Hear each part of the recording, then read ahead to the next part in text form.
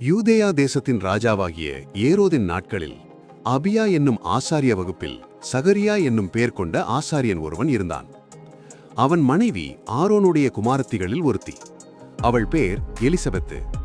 அவர்கள் இருவரும் கர்த்தரிட்ட சகல கற்பனைகளின்படியேயும் நியமங்களின்படியேயும் குற்றமற்றவர்களாய் நடந்து தேவனுக்கு முன்பாக நீதியுள்ளவர்களாயிருந்தார்கள்.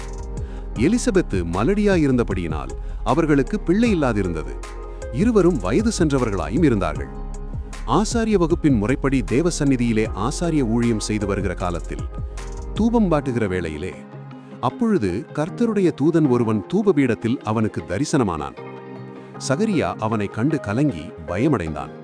தூதன் அவனை நோக்கி, சகரியாவே, பயப்படாதே, உன் வேண்டுதல் கேட்கப்பட்டது. உன் மனைவியாகிய எலிசபெத்து உனக்கு ஒரு குமாரனை பெறுவாள். அவனுக்கு யோவான் என்று பெயரிடுவாயாக. அப்பொழுது சகரியா தேவதூதனை நோக்கி, இதை நான் எதினால் அறிவேன்?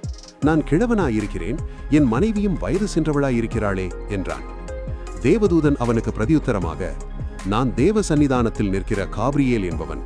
உன்னுடனே பேசவும் உனக்கு இந்த நற்செய்தியை அறிவிக்கவும் அனுப்பப்பட்டு வந்தேன். இதோ, தகுந்த காலத்திலே நிறைவேறப் போகிற என் வார்த்தைகளை நீ விசுவாசியாதபடியினால் இவைகள் சம்பவிக்கும் நாள் மட்டும் நீ பேசக்கூடாமல் ஊமையாயிருப்பாய் என்றான். எலிசபெத்துக்கு பிரசவகாலம் நிறைவேறின போது அவள் ஒரு புத்திரனை பெற்றாள்.